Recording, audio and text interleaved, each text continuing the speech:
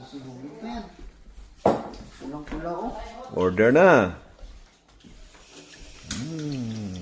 Susunugin pa oh. Parang mawala talaga yung ano. Wala yung ano ba? Yung balahibo ba? And then dito na tayo. Binabayaran na tayo. Susulitin natin para mag-satisfy yung customer. Pag puti ang kumain ng ganyan, sa tingin mo maubos nila yan? Depende. Sa klase. Titikim lang mo.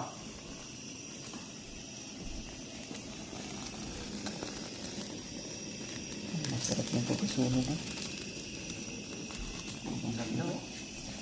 Ganun ang pagkakaluto dahil hindi napilit na.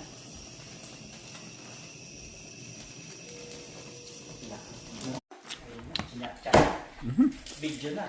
Yung sandwich. Grabe, tunog pa lang. Ulan na.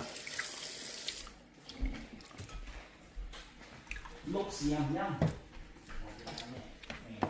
Grabe, oh, malaman.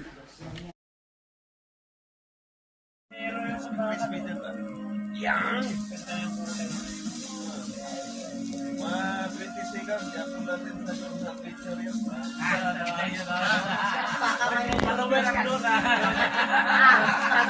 Order ako.